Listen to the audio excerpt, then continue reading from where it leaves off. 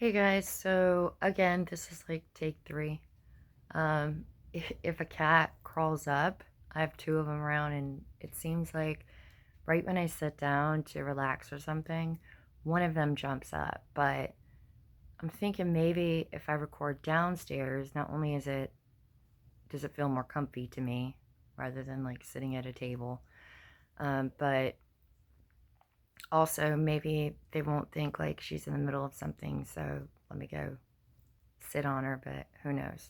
So there may be a cat popping up. We'll see. So the last video that I recorded, I was really emotional, and it was because for the first time, I really started like moving stuff around in my house, moving around. Well, the things that I could, there's certain layouts where you can't put the couch anywhere else. You can't put the table anywhere else, but like the people that have been to my place, which is not that many at all because I'm very, very private about my home and um I always called it like my safe space or my, private place. But um I had people over when I was in the relationship I was in.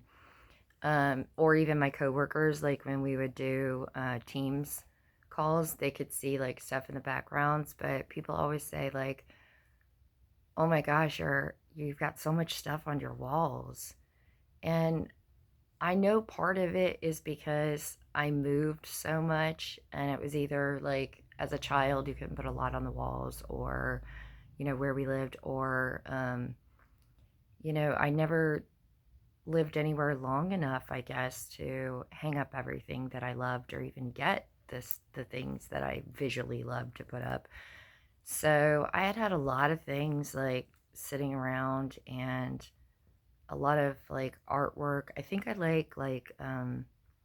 I don't know if you'd call it like 3D art or tactile art, but like I've always taken pictures and like added stuff to them and used things to create art that's like tactile. But so anyway, I did a lot of that stuff. I still have a little bit of paint and stuff on my hands, and um, I did that, I think, because I was just too much stuck in my head about things that are going on with me, about thinking like what the future's gonna be, where I'm gonna be at, you know, um, the people that I'll encounter.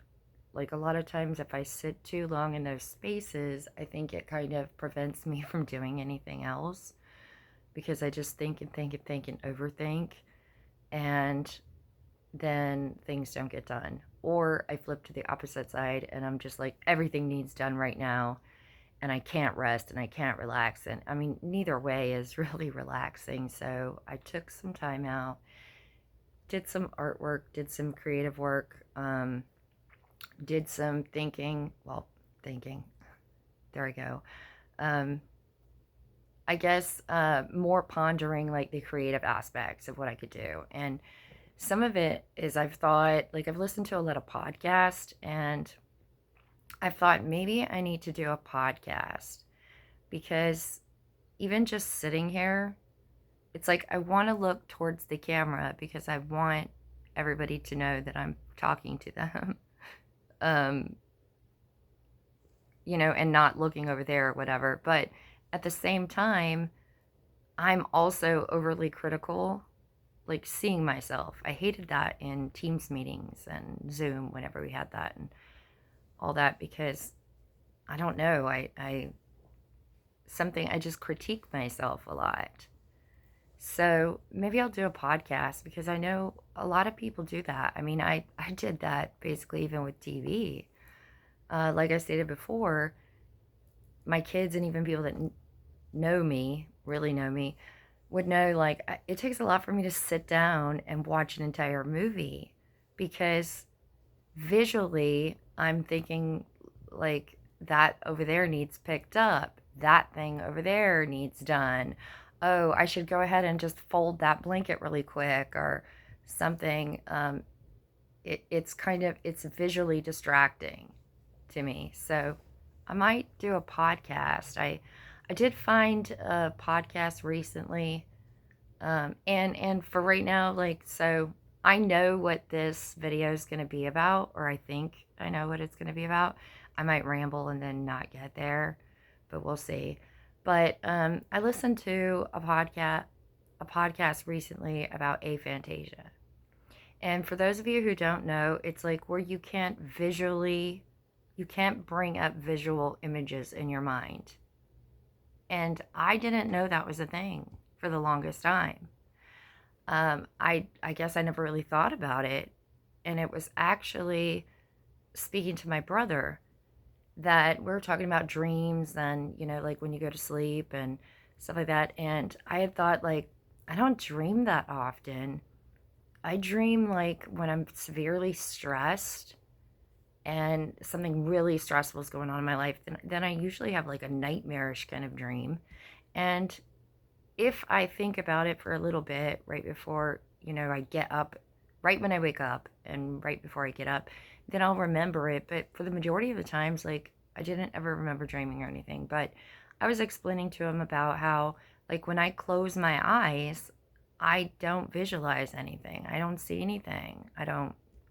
It's not there.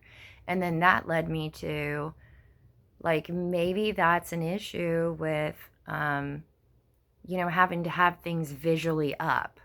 Like, having to have things, they say, like, even people with ADHD or whatever, like, you have to have everything out so you can see it. And I'm certainly that way. I've realized that I'm that way. If I stick something in a drawer, I'll forget it's there. Like, my memory just, if I don't see it, it goes. And that's why I would write everything down. And I was the student who would not only listen in class, like, I have to, when I went back to school, I had the professors, I wanted to be in school because then I can see the teacher, like, right there, um, speaking to me rather than, there's something different about on a computer to me. And I don't know if it's like I'm more disciplined or if it's like live versions of things, because I've realized from being to concerts, like, I really love live events, and then thought back to live events that I've been through, like sports events and stuff. Like, I love live events because I can really feel it. Whereas maybe when it's on the TV or something, I can't. I don't know. So anyway, I think that was part of moving here, and then having a relationship where they were like, put whatever you want up on the walls. And I think that we had a lot of the same taste. I don't know if he was maybe just saying, that he did like it just to please me. I don't know. But so I, put a bunch of stuff on the walls, and maybe one day I'll show it to everybody. I don't know. I'm just kind of private. Anyway, so I was listening to this podcast about aphantasia and just coming up with a lot of things about maybe that would help me to be more open and talking, and stuff, is just talking to the computer or the phone and not like doing a visual recording, because then I wouldn't be as apt to distract myself or critique myself or something. Just because I know I listen to a lot of podcasts, and I listen to, like, I'll put a program on and just listen to it. And a lot of times I would put on the TV at night or something on my phone at night and just listen to it. But I still, just listening to things, like, I can't visualize it at all. If I know, like, who the actor's voice is, then, like, I imagine that person, not the character of whatever it is. So I don't know if that's like a block in imagination or what, but that was part of what I've been working on about memory issues and things like that. But oh, like I was saying about school, I was the student who would listen to the professor, take notes, go home, redo my notes, make outlines, make note cards, study those, reread the section over and over again, take my note cards to class, look all over all the flashcards until the second that the professor said put it away or the teacher said put it away. Because it's like I knew my memory is going to be fleeting. Like, I don't know if I'll remember this. If you ask me the same information an hour after the test, I don't know if I'm going to remember it. So I was like that with work, just writing things down all the time, writing things down, would ask for details. I think that's part of, I know I bugged people with this, but it was, if somebody would mention, like, do you want to go to wherever? I would ask, well, who's all going to be there? Well, what do we need to wear? Well, what this? Well, what that? Just, I needed all the details in order to formulate some idea of how things might go. Or, well, not necessarily how things would go, how I'm going to present myself. Because I've had moments in my life where I was not prepared, I did not ask the questions, or I was told something else, and then I got to the place and felt embarrassed or felt out of place or something. So a lot of times it was to protect my own feelings. So I don't know, again, if that's something like I can't formulate a big plan in my mind. That's why I would, try to do steps along the way of things of, like, let's say I was trying to plan a trip. I'm not the person who's just going to say, like, let's wait till we get there and see what happens. Because in my mind, I'm thinking, well, we need this and this and this, and we need to make sure for this time frame that we have this scheduled, and on and on and on. Like, I took a trip with my brother last year, and we were going to go to Casa Bonita in Denver because we went there as kids, and it was like a nostalgic place. And I don't know if you guys had ever been there. But I'm sure if you haven't, like, there's been references on like South Park episodes and stuff. But I mean, to a kid, it was magical. The food was not that great, but we didn't care about the food. We wanted to see like the cliff divers, and we wanted to go into, I can't remember what it was called, but it was like some sort of cave where you could get, like, you could open up a chest and get like a little toy and stuff. But anyway, so I had planned this trip as far as like, okay, I know I'm going to need this much money. And, I've talked to my brother. We said we're going to go to this place, and we were going to, I was taking him to his first NFL game. We're going to go there, and I'm going to make sure I have tickets, and I'm going to make sure the seats are good. And I do that with like everything that I would plan. I want it to be like the best moment for whoever else it is that is with me, whether it was a friend, a family member, a romantic relationship, whatever. Like, I want them to have an awesome experience. So little did we know, you had to like book stuff in advance for Casa Bonita. Like, we got there and we were told, like, no, did you have reservations? And we were like, we didn't know we had to make reservations.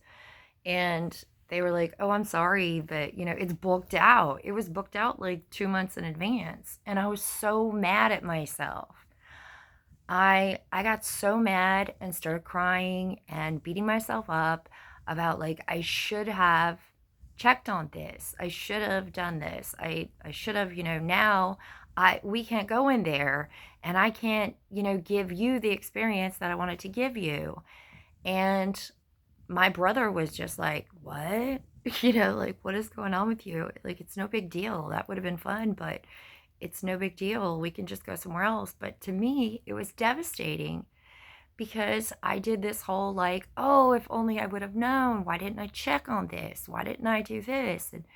And I think that's something that I've dealt with and still deal with, is like trying to give myself a break, because I don't do that. I don't give a lot of forgiveness to myself a lot. It's like I can forgive somebody else for almost anything. Like, I've forgiven people who have done some really, shitty things. I've forgiven people who have hurt me. I've forgiven people who, whether it was intentional or not, I could forgive almost anybody of anything. But for myself, I'm like so harsh on myself about like, oh, if only I would have done this, if only I would have said this, if only I would have. And I think that's why I would start like trying to micromanage myself so much about like, I have to do things a certain way in order to, so that whenever I get to whatever place, things go accordingly. And I think that's created a lot of difficulties a lot of times with me or with my relationships with others, is because it's not that I'm striving for any kind of perfection as far as so I can look a certain way to people.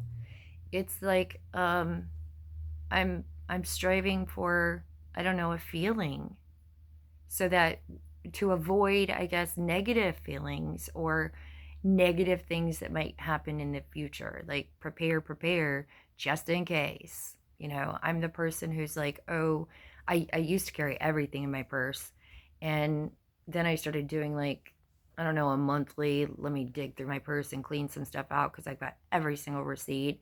I there used to be a game show where they would say like somebody in the audience, I don't know if it was Price is Right, maybe, but it was like somebody in the audience, do you have a paperclip in your purse? And I would probably be the person who would say yes. Like, I've not only got that, I've got, wet wipes, I've got um lens cleaners, and I don't even wear glasses all the time. I just have them for like reading if I need them. um I've got, something. Like, I used to joke with my work because I would work through lunch. The population I worked with, it was just like you have to do things when the time comes. And so a lot of times I would work through lunch and then I'd be starving. And then at a stoplight, I'd like reach in my purse and be like, oh my gosh, I found a Snickers. So it was like a little joke about like, oh, she has purse Snickers. At least I'm not going to starve because I have a Snickers in my purse that I forgot that I had. And I think that a lot of times in my mind, it's also like this thought all the time of like, don't forget, don't forget. If you forget, you're going to get in trouble, And I don't know if that has something to do with me thinking like people forget about me, you know. That's been an issue too. But so anyway, after that long little ramble that I had, um, a lot of this stuff has been about like self forgiveness and forgiveness of others. Because, they say like forgiveness is not for the other person, it's for yourself. Because if you don't forgive, then you hold on to negative emotions, you know, um, negative thoughts.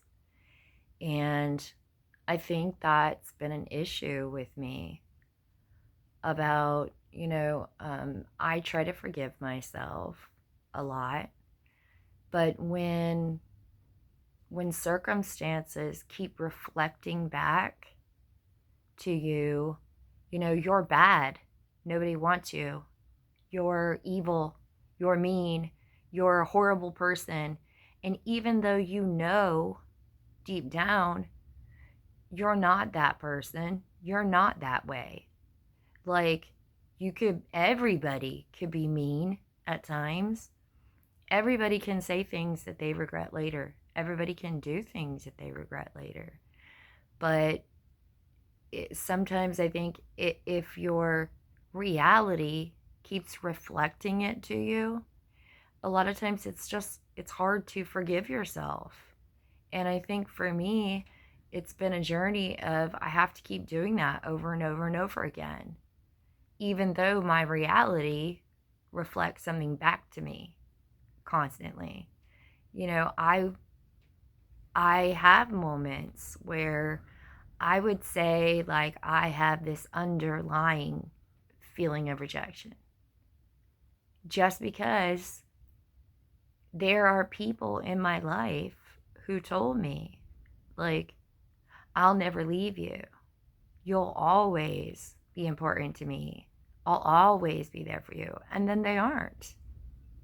And then they say it's because you're mean, you're horrible, you're this, you're that. When I know, when I have memories of times that I regret saying or doing things, but I know the majority, I know I'm not that person. I may have been defensive at the time. I may have been, standing up for myself. I may have been reactive at the time, in moments, but that doesn't make me a complete, entire, horrible person, even though that person may, continue to think that in their mind. Just because somebody else thinks something about you doesn't make it true. And I have to keep telling myself that. So I think part of me, um, this journey that I'm on is about forgiveness. I can forgive people and move on. That doesn't mean it doesn't hurt. That doesn't mean I even forget. This whole forgive and forget stuff, like that, I don't know. You know, um, Even though I talk about my memory, I forget a lot of stuff. I think I think for me it's like I forget things until they happen again. That that's our survival mode, I think, kicking in, is your brain wires itself to remember like negative events or, negative things for your survival. And for me, a lot of it was around abandonment, was this fear of abandonment because of so many people abandoning me, so many people like walking away. It's like people liked me in their life when I was agreeable, when I was quiet, when I was of service of them, when I when it benefited them.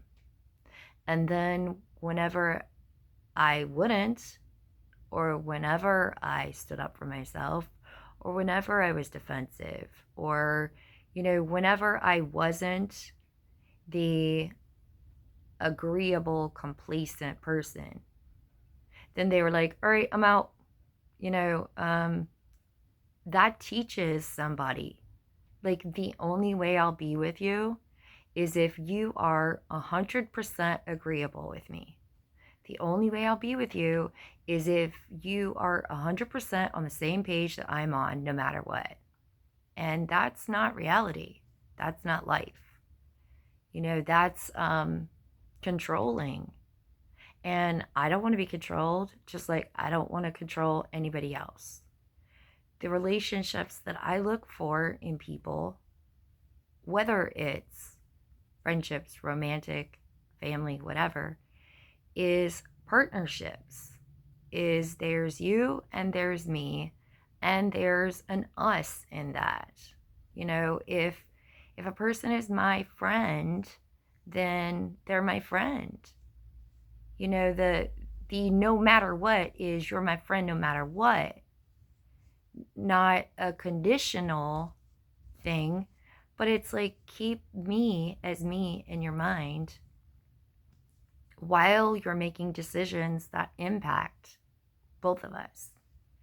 And so for me, see, I just lost my train of thought again because there's all my stuff around me and Christmas lights over there. And it's like I constantly see everything happening around me. And that's something that I've been wondering about too, and looking into is like, why can't I just block out everything and just focus on the one thing without everything else around me? Anyway, so I have to keep, I play the what could have been, what should have been, and I know a lot of that comes from my childhood because I was constantly told, like, well, you should have done this. If only you'd done this. You know, um, the shoulda, coulda, woulda. But that's that doesn't do any good because that just keeps you in the past, like regretting everything and kind of ignoring who you are in the present. So I know for me, it's the holidays are very emotional. I have a lot of personal things that have to do with the holidays. And I spent a lot of holidays by myself. And I spent the past couple years, I've spent a lot of time by myself while somebody claimed that they loved me. And, you know, um, if you're just left isolated, then you just replay that over and over and over again. It's like you're just reminded, like, so you don't want me unless I have nothing to say, unless I'm agreeable. And so I keep forgiving. It's like I keep forgiving over and over again. I keep forgiving people that say one thing and do another. Um, I keep forgiving myself for things that I could have done differently, not knowing in that moment the impacts that it would have. And I think that's something that all of us struggle with is the self-forgiveness and forgiving others. But it always starts with forgiving yourself first, because if you don't forgive yourself, then and know that feeling of forgiveness, then how are you going to forgive anybody else? You'll just keep resenting yourself and resenting them, hating yourself and hating them. You know, um, it's and I know there's sayings about like you have to treat yourself the way that you want people to treat you. If you don't know how to love yourself, how could you know that you love somebody else? If you don't know how to forgive yourself, how do you know how to forgive somebody else? I think a lot of times there's a disconnect between those two, especially if we're taught like self sacrifice. Because then it's always like, well, forgiveness is for everybody else, not me. And I know that I was stuck in that a long time too. Is everybody else gets a million chances, not me.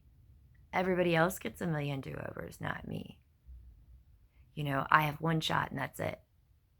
And then if I fail, then I'm abandoned. And I know for me personally, that kept me in a fight or flight mode of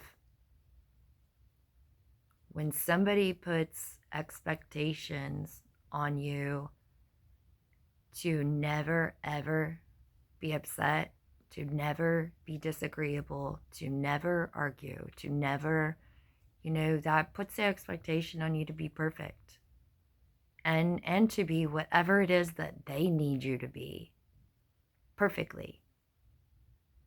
And I know for me, especially over the past year, I've been more realistic of like, I can't do that. I can't be agreeable all the time. Sometimes I'm not going to agree. I'm the person who's going to tell you if I disagree. And sometimes I would say I try to be nice about it. Sometimes I've been reactive. And I don't know, I got to thinking the other night about an argument that I had with somebody, and it was like I got upset at myself over spilling something because I constantly did it. And so I snapped at this person, and then it became how I'm this horrible person because of the way that I snapped at them. And it was me getting mad at myself. I get mad at myself if I drop something. I get mad at myself a lot over, even just hanging up stuff or like this creative portion that I've done. Like, I don't know how many times I've not remembered where I put the hammer. And then I get mad at myself because I'm like, oh my gosh, you just had the hammer 5 minutes ago. Where did you put it? Like, why can't you remember where the hammer is? Why can't you remember where the nails are? Why can't you remember? I have tore apart the house before looking for things that I don't know where they are. So that was part of me trying to get everything organized. And I think that was like, I'm really good at always getting everybody else organized. I wasn't good at getting myself organized, but in the past years, I've been trying to be better and better about like, I have to organize everything and know where it is and have a place where it goes so that I remember where it is, because if not, I'm not going to remember, and then I'm going to get mad at myself because I don't remember. And then I have to forgive myself. But how can I forgive myself if I keep doing the same thing over and over again of, I carried the hammer upstairs to do this thing, and then I came downstairs, and then I saw the laundry needed done, and then I thought, oh, while the laundry's getting done, I'm going to do the dishes, and then I forgot where I was previously, where I had the hammer when I go to use the hammer again.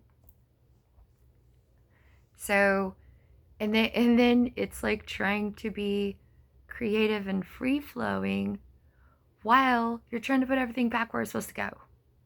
Especially if everything's everywhere, then I'm like, oh, I don't know. And I know for me personally, it's because I've moved so many times in my life. So many times. Like more years than I've been alive, I've moved. That I would try to unpack everything as fast as I could. Put everything away as fast as I could. Because I hate not knowing where things are. I hate rebuying things that I know I already have somewhere. I hate, it's like wasted time for me. And then during that wasted time of getting mad, or in that wasted time, then I get mad because I'm like, why have I not unpacked? Why have I not, why do I not know where this one shirt is that I have? So maybe if I color coordinate all my shirts, then I'll remember where it is, that kind of stuff. And then life gets busy, and then you end up just saying whatever, put the shirts over there. And then the next time I go to look for it, I don't know where it is. And for me, it's memory things a lot. I get mad at myself a lot for not remembering things. And also, I think sometimes because my memory's not that great, then people get mad at me because I don't remember everything. You know, I had a partner who didn't have a great memory when it comes to himself, but everybody else. And I think that's me too. Like, I don't remember, things that pertain to me a lot, but I remember other people. But his solution was, how about you remember everything? You remember everything for you, and you remember everything for me. And the job I had, it was like, I already have to remember everybody's everything else because they don't remember. And sometimes I wonder, like, is that trauma responses of not remembering everything? If people are in crisis or trauma, or, you know, or is that just because life is busy now? I don't know. But, and that's ideas for podcasts and stuff. But for me, I wonder too, like, is it because I can't visualize things? You know, um, and like I said, it's the thing, like, remember when they tell you to close your eyes and imagine something? Like, people, I didn't know people actually see things, but then I remembered way back in my childhood, I used to be able to see things. Like, especially at night, I would lay down, close my eyes, and then I would see, like, everything would turn all mean, or in monsters. And so I'd visualize a lollipop. And, those, and I've probably said this before. See, that's something too. I'll be like, did I already say this? Am I wasting your time saying this? But anyway. And I would think of a lollipop going round and round and round. And then I think, like, did I accidentally hypnotize myself into not seeing things so that I wouldn't see the scary things? I don't know. Um, but I'm the person that wants to know. I know for a lot of people, that's something a lot of people don't want to know the whys. They don't want to know the questions of things. And I am that person who's always been that way. Who somebody might tell me something and I would ask, well, I would ask more questions like, well, why? Well, why did that person do this? Well, how did that person do this? Well, when? I'm the inquisitive person. Like, I'm constantly going down rabbit holes. Sometimes it gets distracting, and it's 3 o'clock in the morning and I'm down like 12 different rabbit holes because this one led to this, led to this, led to this. Sometimes I lose myself, where the original thought goes all the way to something completely different.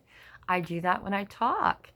And I can remember a speaker that I listened to years ago saying, like, women do that. We spider web. And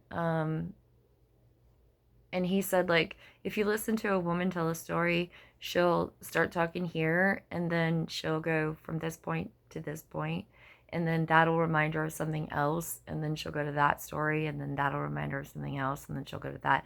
But if you listen long enough, eventually she comes back around to the original thing.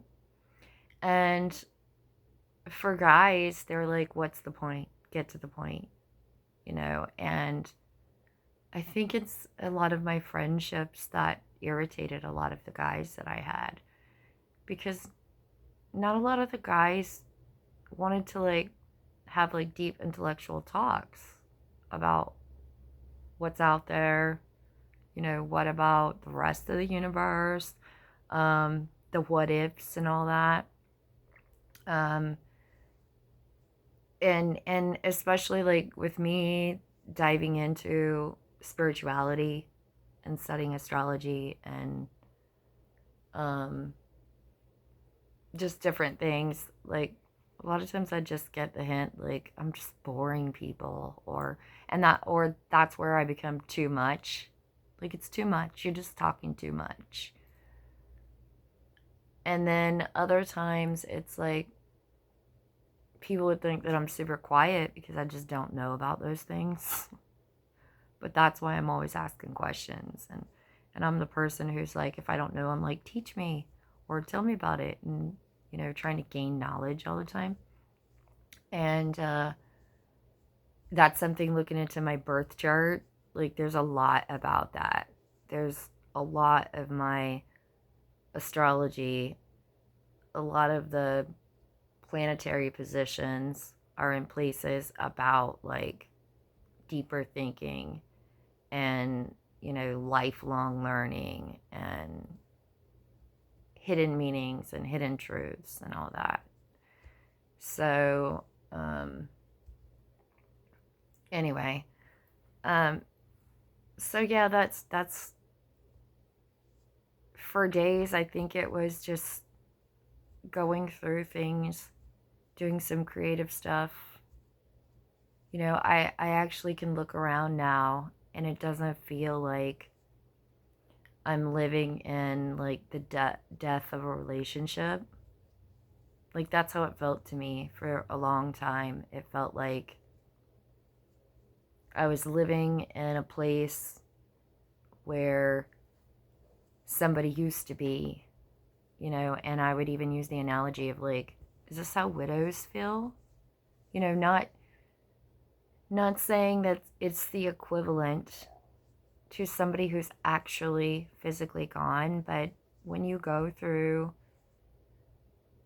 a relationship that you thought would last forever, it's like you start making memories in advance of what the future is going to be. So like you can imagine that person there with you, and then they're not. And so many things, it was like, like we got a sectional because we plan on having people over all the time, and then it didn't happen. We got like I found a table that had like a cool Lazy Susan in the middle. And when I found it, I was like, oh, we can have game nights and put the game board in the middle. And then people don't have to, who's ever on the other side of the table isn't looking at it upside down. They can turn it and all that. And to me, it was like a big thing. And then it happened once or twice, and then that was it. And so then I'm like, great, I have a sectional all to myself. So glad I got a couch that takes up half the room, for just me. And a big table where, like I can't sit and play a game by myself. And like I said, a lot of it's too because I'm a very private person. So like I tried to go out and make new friends and not having a lot in common with people, or like I stated before, like feeling like the girls don't like me because I'm more blunt and outspoken and I don't want to do the girl things. Like I don't want to talk about my hair and my nails and my this and my that, and I'm not trying to stereotype it. But the the girls that I would meet, or people already had their friends, people already have their packs, and so I would just feel like the oddball out. I mean, I even forced myself to go up and ask like groups of people, like, do you mind if I sit with you, that seemed around my age, to try to introduce myself. But they already have their stories and their friends and their plans and stuff.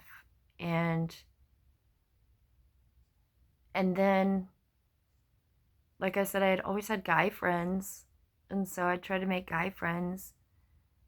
And then it seems like a lot of guys these days like don't want to be friends with girls. Like they want girls for one thing or something, or they're looking for just people to date, you know. And so that was something like I talked with my brother and even the person I'd been in a relationship with about like, why is it when you tell a guy like I'm only looking for to make friends, I don't want to date, and then they keep behaving in that way, or then they say, okay, if you want to go out or something.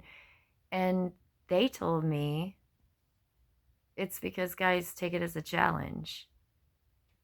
You know, that guys are like, oh yeah, well, wait till you see me. When I don't, that's so frustrating to me about like, so, so that just shows me like you don't believe what I'm saying, or you don't respect what I'm saying.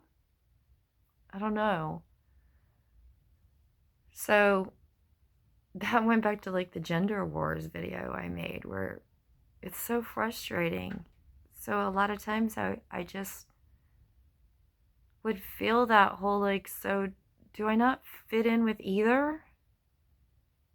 Like, am I just some freaking alien from a foreign planet that just cannot click with this group and cannot click with this group, and you know, should have had friends from childhood, but because of the way I was raised, I never got that opportunity. And we didn't have social media and stuff back then, so it's like, unless the person had your address or your phone number or you tried to stay in touch, like that was it. I don't know what it is, but so I keep I don't know if it's ruminating. I don't want to say ruminating.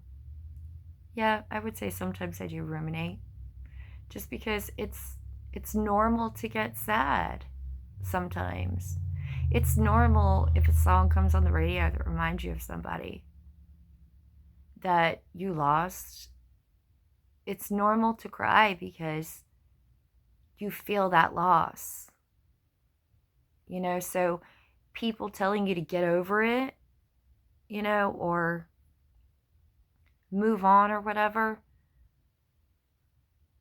it's, to me, that just seems so surface level of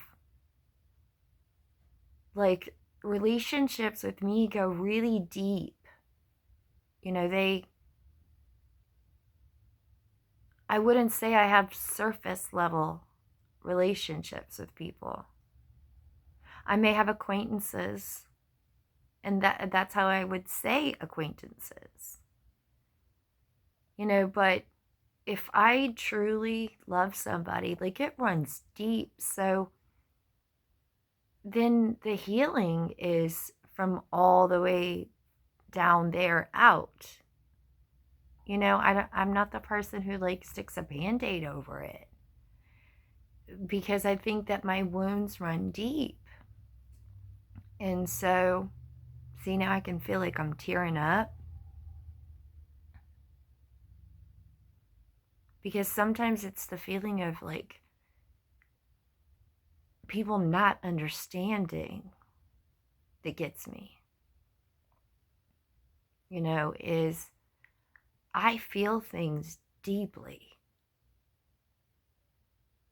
and at extremes. And that goes both directions. You know, when I am happy, I'm ecstatic. When I am sad, I am sometimes feeling like I'm drowning in an ocean with boats just floating by. I have a song that I listen to, this song, Nevermind. And I listened to that song over the past couple years so many times, because that has been my feeling a lot in life, is people wonder why I don't ask for help a lot. And the reason I don't is because, first of all, I'm pretty self-sufficient. So if I don't need help, I'm not going to ask for it. It takes a lot for me to need help. Sometimes I don't know that I need help until I'm drowning, until I can't take it anymore. And I've also put up walls because even when I've been drowning and asked for help, people just people just, go on by. And so those feelings run deep, so my forgiveness towards other people runs deep. I forgive over and over and over and over. And then, just like I forgive myself over and over and over. But then, if I misplace the hammer again, I'm gonna get upset again, and it's taken me a long time to realize, well, it's not that big of a deal.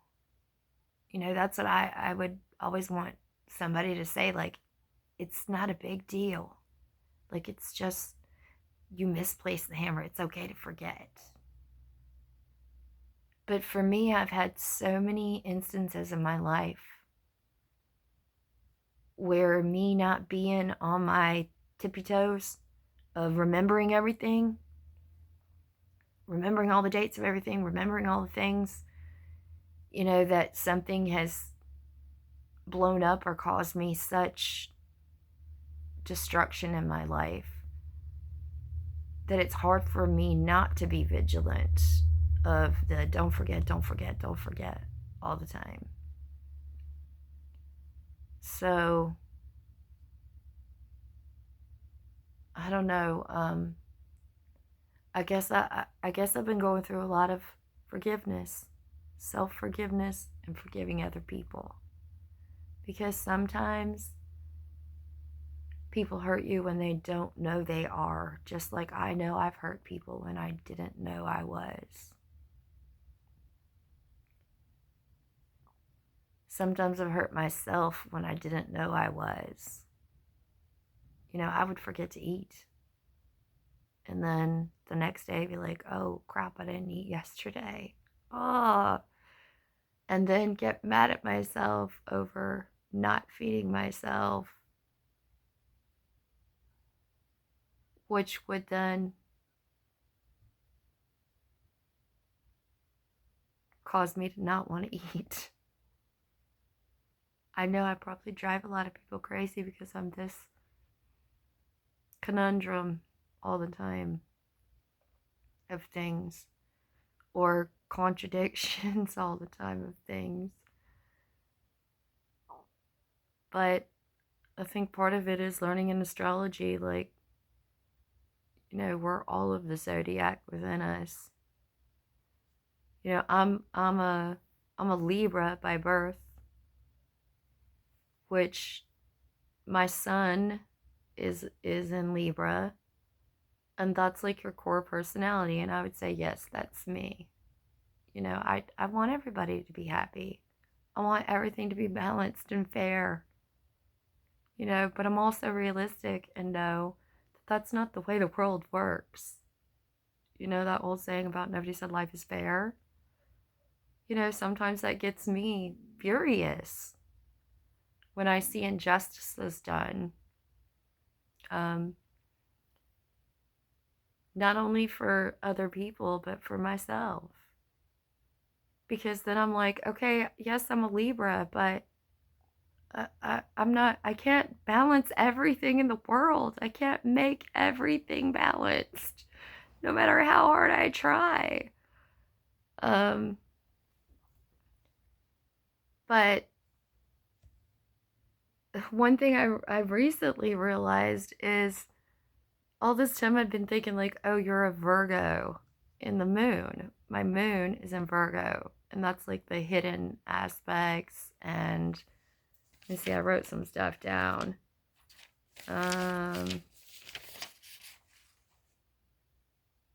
It's like your emotional inner landscape for the world in general and stuff.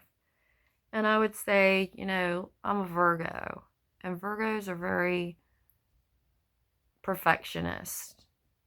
They want everything to be perfect and just so and all that. And I guess I would want the world to be that way. I constantly would say in a perfect world. But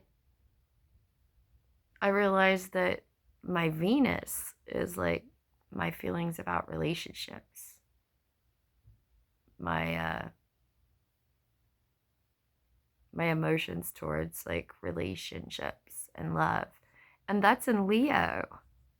And I'm like, oh, I finally got that. And then I was like, oh, yeah, I am like a lion. I've said that before. Like, when it comes to relationships, I am like loyal, loyal, loyal. Like, sometimes too loyal to a fault. Like I said, giving people a bazillion chances in the world, like doing no matter what over and over again.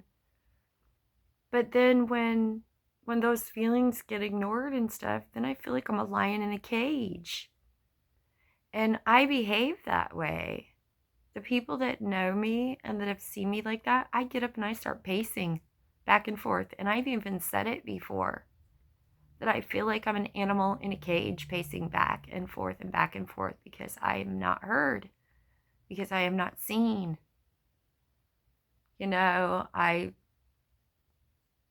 I've even done the,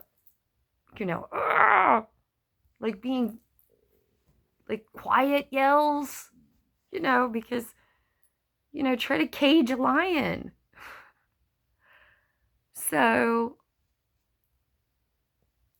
I don't know. I'm still doing this journey and figuring out things about myself and everybody else. And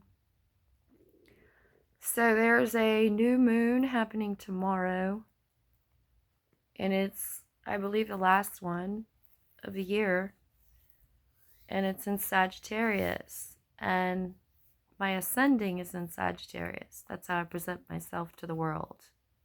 Like, I don't know, maybe I'll make some videos about astrology. But so this one's about, like, the letting things go, like not holding on to resentment, about releasing. Like the moon cycles are always about releasing things.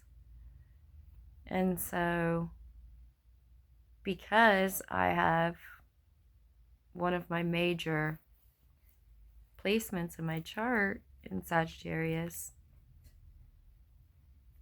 that's I guess maybe that would be how I present myself now, is as a Sagittarius. And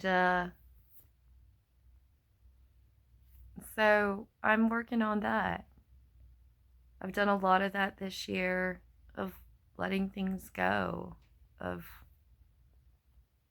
trying to keep moving forward, of forgiving people and forgiving myself for things, because just like I wasn't aware a lot of times of myself, because I was so busy and so focused on everything else and everybody else around me, in the people pleasing or the caretaking or whatever, that